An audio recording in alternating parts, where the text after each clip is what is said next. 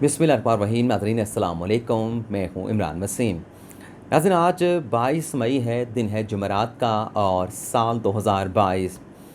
नाज़रीन गैर मुल्की मरासले की तहकीकात और डिप्टी स्पीकर कासिम सूरी की रूलिंग से मुतल्लिक सदर मुमलिकत आरिफ अलवी और साबिक़ वज़ीर आज़म इमरान ख़ान ने सुप्रीम कोर्ट पर दबाव बढ़ाने का फ़ैसला किया है।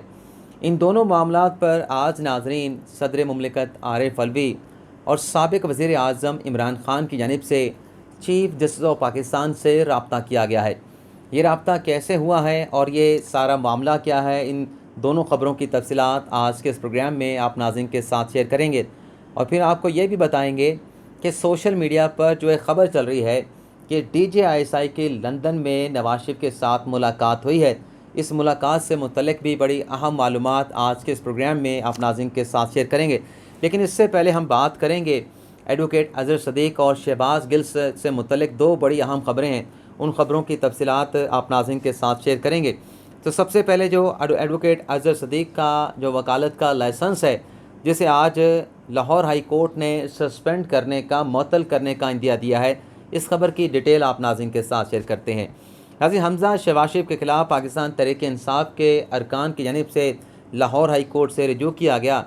लाहौर हाई कोर्ट के चीफ जस्टिस अमीर हुसैन भट्टी ने PTI के अरकान की इन दरख्वास्तों पर समाअत के लिए 5 रुकनी लाजर बेंच तश्कील दिया, जिन्होंने PTI के अरकान की दरख्वास्तों पर आज पहली बाकायदा समाअत की है।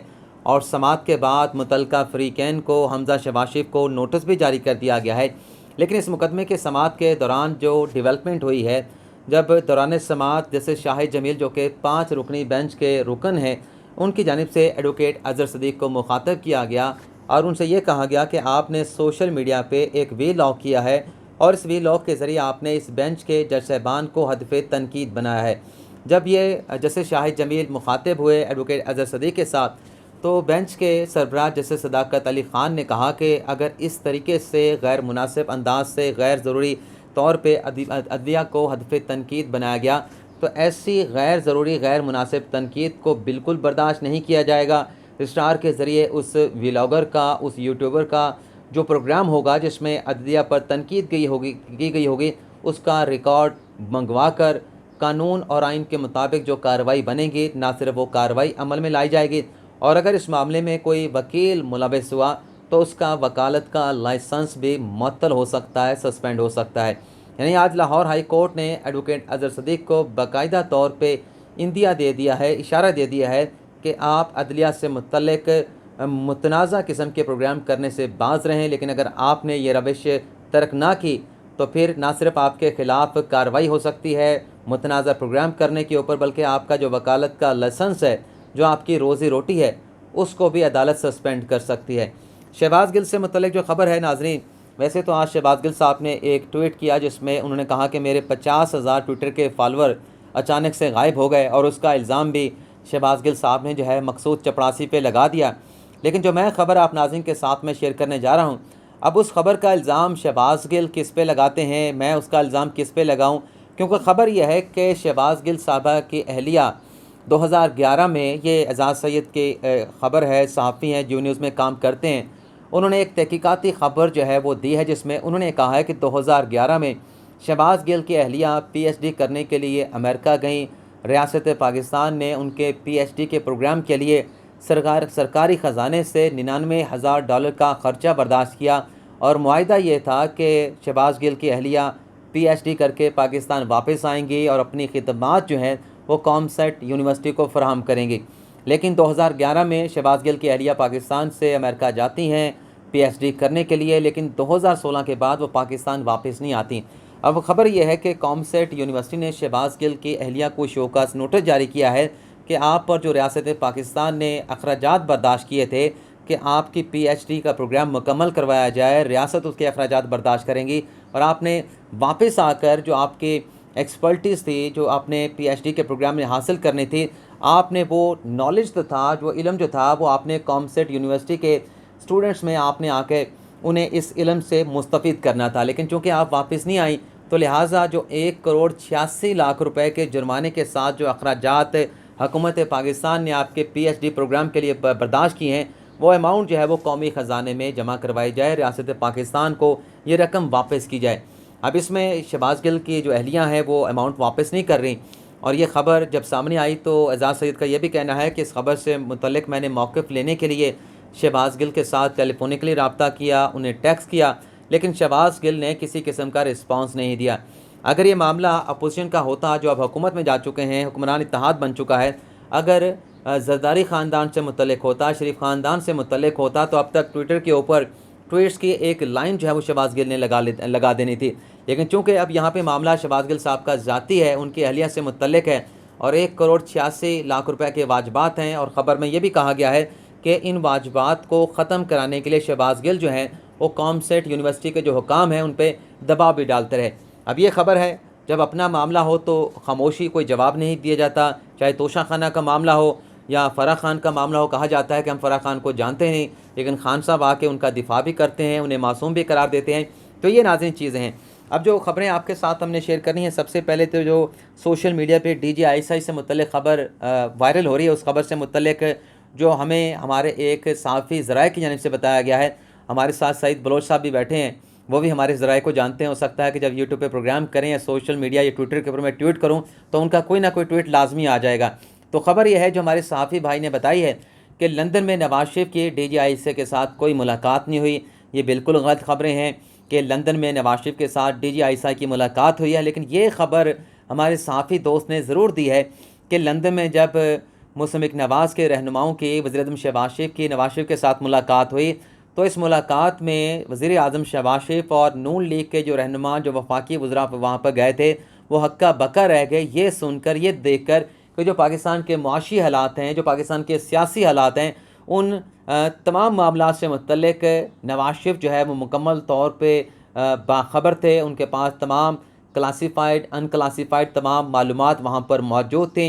और साथ में ये भी हमारे साफ़ी ज़रा ये बताते हैं कि जो शहबाज शरीफ को वहाँ पे बुलाया गया है, दरअसल जो हालात हैं, उन हालात को देखते हुए शहबाज शरीफ जो है कोई एक बड़ा फ़ैसला करने जा रहे थे, तो उस फ़ैसले से रोकने के लिए भी और शहबाज गिल को समझाने के लिए भी, वैसे तो जरदारी साहब का भी एक प्रेस कॉन्फ्रेंस सामने आया है जिसमें उनका ये कहना है कि शहबाज शरीफ की मुलाकात से पहले रात को मैंने नवाज शरीफ के साथ मुलाकात की, उन्हें समझाया था कि जब तक इलेक्शन रिफॉर्म नहीं हो जाते, जब तक नैब रिफॉर्म नहीं हो जाते, हम इंतखाबात में नहीं जा सकते।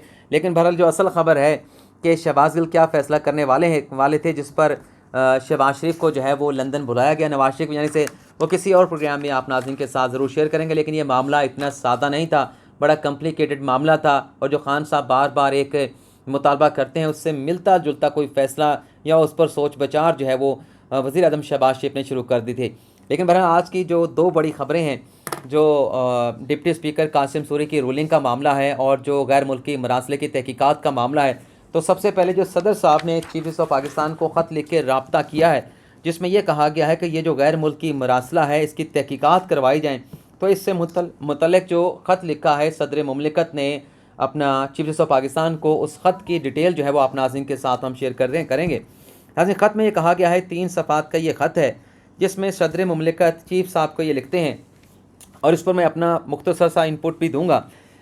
वो ये लिखते हैं कि मुबैना हुकूमती तब्दीली साजिश की तहकीकात और समाअत के लिए जुडिशल कमीशन की सरबराही तरजीहन चीफ जस्टिस खुद करें। मुल्क को सियासी व मुआशी बहरान से बचाने, सूरत हाल मज़ीद बिगड़ने से रोकने के लिए ज़रूरत है। यानी मुल्क में मज़ीद जो सियासी मुआशी हालात बिगड़ने से बचाने के लिए ज़रूरी है कि इन मामलात को बिगड़ने से पहले संभाल लिया जाए। मुल्क में एक संगीन सियासी बहरान मंडला रहा है। हालिया वाक़यात के तनाज़ुर में पाकिस्तान की आवाम भी बड़ी सियासी तफरीक पैदा हो रही है। तमाम इदारों का फ़र्ज़ है कि मुल्क को मज़ीद नुकसान और बिगाड़ से बचाने के लिए भरपूर कोशिश करें। अफसोस के तबसरे सियासत सबाक से हट कर पेश किए जा रहे हैं, गलत फहमियाँ पैदा की जा रही हैं, मौक़े ज़ाया हो रहे हैं, कन्फ्यूजन फैल रही है, मईशत भी बहरान में है। सुप्रीम कोर्ट ने माजी में भी कौमी सलामती, सालमियत, खुद मुख्तियारी और मफाद आमा के मामलात में अदालती कमीशन तश्कील दिए हैं। चीफ जस्टिस नासिर मुल्क की सरबराही में जुडिशल कमीशन ने 2013 के इंतखाबात में धांधली के इंतखाबात की इंक्वायरी की थी। मेमोगेट मामले की भी सुप्रीम कोर्ट ने तहकीकात की। लापता अफराद के मामले पर भी जुडिशल कमीशन बनाया गया। रिपोर्ट्स के मुताबिक वज़ीर आज़म ने कमीशन की क़याम की ख्वाहिश का इजहार किया है। तो कौम सुप्रीम कोर्ट का एहतराम करती है, अपनी तवक्कुआत पर पूरा उतरने की उम्मीद करती है। कमीशन के मामले को और भी इस तरह बहुत सारी बातें लिखी हैं, लेकिन यहाँ पर जो सवाल ये पैदा होता है कि आज ये सदर मुमलिकत साहब को ख्याल आ गया कि इस मामले पर जुडिशल कमीशन बनना चाहिए, मैं भी इस बात को सपोर्ट करता हूँ। लेकिन सदर साहब से सवाल करना तो बनता है कि जब वज़ीर आज़म ने आपको एडवाइस भिजवाई कि कौमी असम्बली को तहलील कर दिया जाए, तो कौमी असम्बली को तहलील करने से पहले आपने तो फौरी तौर पर एडवाइस पर एक्ट अपान किया और कौमी असम्बली को तहलील कर दिया, और निगरान सेटअप के क़याम का भी आपने अमल का आगाज़ कर दिया। इमरान खान साहब को आपने जब तक निगरान सेटअप का क़याम अमल में नहीं आता, आपने उन्हें कहा कि आप वज़ीर आज़म के तौर पर ज़िम्मेदारियाँ जारी रखें। वहाँ पर आपका ये इक़दाम था, आपने नहीं पूछा वज़ीर आज़म से कि ये जो रूलिंग दी गई है डिप्टी स्पीकर कासिम सूरी ने, उनके पास इस हवाले से एविडेंस क्या था, क्या जिस गैर मुल्की मरासले के मामले पर आर्टिकल 5 को जवाज़ बनाकर अपोजिशन की अदम एतमाद की तहरीक को मुस्तरद किया गया है, तो क्या इस मामले की तहकीकात करवाई गई। लेकिन आपने क्योंकि एडवाइस पर अमल करना था, तमाम चीज़ें तय थीं, PTI का आप हिस्सा हैं, PTI का आप हिस्सा रहे हैं, आइंदा भी आप पाकिस्तान तहरीक-ए-इंसाफ का हिस्सा रहेंगे, क्योंकि आपको सदर मुमलिकत के पाकिस्तान के सबसे बड़े मनसब पर बिठाया गया है। तो आपने ऐसा कोई सवाल नहीं पूछा, तहकीकात से मुतल्लिक़ खान साहब से नहीं पूछा, और ना ही आपने कहा कि आप इस मामले की तहकीकात करवाएं। ये तो जब खान साहब की हुकूमत ख़त्म हो गई और डिप्टी स्पीकर कासिम सूरी की रूलिंग पर सुप्रीम कोर्ट ने नोटिस लिया, तो इमरान खान ने सुप्रीम कोर्ट से कहा कि इसकी तहकीकात करवाएं, और सुप्रीम कोर्ट ने कहा कि जब तहकीकात अब करवानी है तो फिर रूलिंग कैसे दे दी गई। लेकिन बहरहाल ये ख़त लिख दिया गया है। इस ख़त से पहले भी एक ख़त जो है वो इमरान खान साहब भी चीफ जस्टिस को लिख चुके हैं, एक ख़त जो है वो deputy speaker Qasim Suri resign करने से पहले चीफ जस्टिस को लिख चुके हैं। अब 3 खतूत जो है वो चीफ जस्टिस के पास पहुँच चुके हैं। देखते हैं इन खतूत पर चीफ जस्टिस क्या फ़ैसला करते हैं। लेकिन बड़ा दबाव जो है वो चीफ साहब पे मौजूद रहेगा। लेकिन दबाव के साथ साथ ये चीज़ भी सुप्रीम कोर्ट के जज साहबान के नॉलेज में है कि जिस गैर मुल्की मरासले को साजिश कहा जा रहा है, उस मरासले को तो जो इस्टेब्लिशमेंट है, जो कंट्रोल टावर है, उसने ये कह के मुस्तरद कर दिया है कि गैर मुल्की मरासले में किसी किस्म की कोई साजिश नहीं है। तो ये बात भी जज साहबान के जहन में होगी। लेकिन बहरहाल जो दूसरी खबर है, जो डिप्टी स्पीकर कासिम सूरी की रूलिंग से मुतल्लिक फ़ैसला दिया गया, गैर आइनी गैर कानूनी रूलिंग को करार देते हुए उस रूलिंग को सेटिसाइड कर दिया गया। इस नाज़रीन सुप्रीम कोर्ट के 7 अप्रैल को फ़ैसले को आज साबिक़ speaker Asad Qaiser, deputy speaker Qasim Suri और साबिक़ वज़ीर आज़म इमरान खान की जानिब से चैलेंज कर दिया गया है। जो असद कैसर और कासिम सूरी साहब की जो नज़रसानी की दरख्वास्त है नाज़रीन, इसमें बड़ी ही सख्त ज़ुबान इस्तेमाल की गई है। तो इस नज़रसानी की दरख्वास्त का जो मतन है, उसके मुख्तसर से मंदरजात आप नाज़रीन के साथ हम शेयर करेंगे, जिसमें यह कहा गया है कि एतवार के दिन अदालत खुलना एक अनोखा वाक़या था। इंसाफ यानी एतवार के दिन आप अदम एतमाद की तहरीक पर वोटिंग करवा सकते हैं, आप एतवार के दिन पार्लियामेंट को खोल सकते हैं, लेकिन सुप्रीम कोर्ट आपके गैर कानूनी गैर आइनी इक़दाम पे खुल गई। उस पर आपका सवाल जो है अपनी जगह पे मौजूद है, आप उस पर सवाल उठा रहे हैं। आगे कहा गया है कि इंसाफ होने के असूल को यकीनी नहीं बनाया गया। यानी जो 7 अप्रैल का फ़ैसला है, जिसमें एक आम तौर पे लोग कहते हैं कि इंसाफ ना सिर्फ होना चाहिए बल्कि होता हुआ नज़र भी आना चाहिए। तो नज़रसानी की दरख्वास्त में कहा गया है कि 7 अप्रैल के फ़ैसले के ज़रिए इंसाफ होता हुआ नज़र नहीं आया। फ़ैसले से जो अवामी जज्बात हैं उनको ठेस पहुँचाई गई। फ़ैसले से कौमी मफाद की बजाय इनफरादी मफादात का ख्याल रखा गया। यानी सुप्रीम कोर्ट पर इल्ज़ाम यह लगाया है कि ये एक नेशनल इंटरेस्ट को आपने नहीं देखा और आपने इनफरादी मफादात को देखा। यानी सुप्रीम कोर्ट को भी कहा जा रहा है कि आप भी कंप्रोमाइज़ थे और कंप्रोमाइज़ आपने फ़ैसला दिया है। और आगे कहते हैं नज़रसानी की दरख्वास्त में कि अदालत ने वोट बेचने वालों को फ़रीक क्यों नहीं बनाया, उन्हें भी फ़रीक बनाया जाना चाहिए था। फ़ैसले के बाद जो तशरीह का मामला जो सदारती रेफरेंस के ज़रिए भेजा गया था, वो अब गैर मुतलका हो चुका है। अच्छा, इसमें जो प्रेयर की गई है वो भी बड़ी मज़े का खेज़ है मेरी हद तक। यानी इसमें कहा गया कि जो 7 अप्रैल का फ़ैसला है सुप्रीम कोर्ट का, उसे मुअत्तल किया जाए और इस फ़ैसले के इस नज़रसानी की दरख्वास्त पर फ़ैसला होने तक जो है फ़ैसला सस्पेंड रहे। और अल्टीमेटली दरख्वास्त ये की गई है कि 7 अप्रैल के फ़ैसले को कलअदम करार दिया जाए। तो सबसे पहले तो नाज़रीन हम फ़र्ज़ कर लें कि सुप्रीम कोर्ट उस फ़ैसले को क्या सस्पेंड कर सकती है। सस्पेंड अगर कर दिया जाए फ़ैसला, तो कुछ लम्हे के लिए आप सोचें तो उसका कॉन्सिक्वेंस क्या होगा। कॉन्सिक्वेंस ये होगा कि ये हुकूमत भी चली जाएगी, खान साहब की हुकूमत भी नहीं होगी, कौमी असम्बली भी तहलील हो चुकी होगी और निगरान सेटअप के क़याम का अमल जो है वो दोबारा से शुरू हो जाएगा। चलें ये फ़र्ज़ कर लें कि सस्पेंड कर भी दिया और सस्पेंड करने के बाद अदालत ने फिर उसी फ़ैसले को बरकरार रखा। नज़रसानी का कितना स्कोप होता है ये नाज़रीन मुझसे ज़्यादा बेहतर जानते हैं। तो फ़ैसला वही बरकरार रखा गया, तो फिर वो सारी चीज़ें रिवर्स होंगी। यानी निगरान सेटअप का अमल फिर दोबारा से शुरू हो चुका होगा, वो भी ख़त्म हो जाएगा और दोबारा से शहबाज शरीफ और उनकी वफाकी काबीना बहाल हो जाएगी। यानी एक मजाक करने जैसी जो है वो इस प्रेयर इसमें की गई। हाँ, आप ये ज़रूर कह सकते थे कि हमारी नज़रसानी की दरख्वास्त को समाअत के लिए मुकर्रर करके इस पर फ़ौरी तौर पर फ़ैसला सादर किया जाए, फ़ौरी तौर पर इस नज़रसानी की दरख्वास्त को डिसाइड किया जाए। इसी तरीके से जो खान साहब ने नज़रसानी की दरख्वास्त दायर की है, उसके मंदरजात भी आप नाज़रीन के साथ जो ख़ास हैं वो आप नाज़रीन की खिदमत में पेश कर देते हैं। इसमें नाज़रीन कहा गया है कि जो डिप्टी स्पीकर कासिम सूरी की रूलिंग है उसका वज़ीर-ए-आज़म ऑफिस के साथ कोई ताल्लुक़ नहीं था। फिर ये कहा गया है कि वज़ीर-ए-आज़म स्पीकर रूलिंग का वज़ीर-ए-आज़म ऑफिस के साथ ताल्लुक़ नहीं था, और स्पीकर ने जब ये वेरीफाइड कर दिया, सर्टिफाइड कर दिया कि वज़ीर-ए-आज़म के खिलाफ कोई अदम एतमाद की तहरीक नहीं, तो इमरान खान ने फिर असम्बली तहलील करने की एडवाइस जो है वो सदर मुमलिकत को भिजवाई, और जब ये एडवाइस भेजी गई तो इमरान खान के खिलाफ, वज़ीर-ए-आज़म के खिलाफ अदम एतमाद का कोई वजूद नहीं था। और फिर ये कहा गया कि आर्टिकल 248 के तहत जो वज़ीर-ए-आज़म के फ़ैसले होते हैं, जो अख्तियार होता है, उससे कोई अदालत जो है वो पूछ नहीं सकती, उन्हें चैलेंज नहीं किया जा सकता। अपने फ़ैसलों से मुतल्लिक़, अपने अख्तियार से मुतल्लिक़ वज़ीर-ए-आज़म किसी अदालत के सामने जवाब दे नहीं। यानी बनानी रियासत मदीना है, मिसाल हज़रत उमर की देनी है, लेकिन जब अपनी जवाबदेही की बात आनी है तो कहते हैं कि आर्टिकल 248 का इस्तिस्ना हासिल है।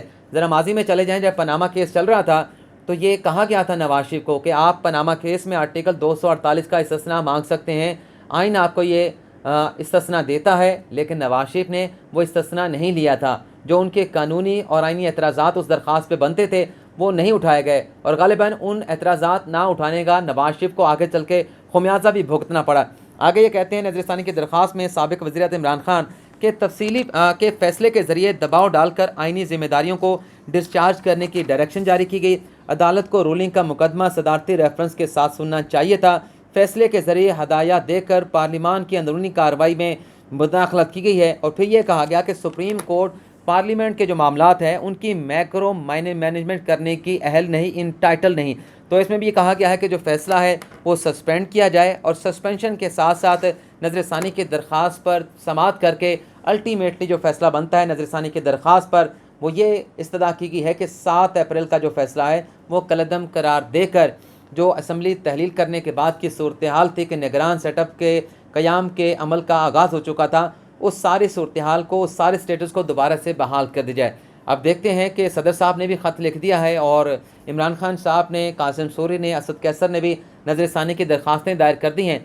इस पर सुप्रीम कोर्ट क्या एक्शन लेती है, क्या कार्रवाई करती है, समाअत के लिए मुकर्रर होते हैं, नहीं होते, जुडिशल कमीशन बनता है, नहीं बनता, जो भी डेवलपमेंट होगी वो आप नाज़रीन के साथ शेयर करते रहेंगे। लेकिन फ़िलहाल आपसे इजाज़त चाहेंगे। अल्लाह ताला आपका हामी नासर व दुआ में याद रखिएगा। अल्लाह हाफ़िज़।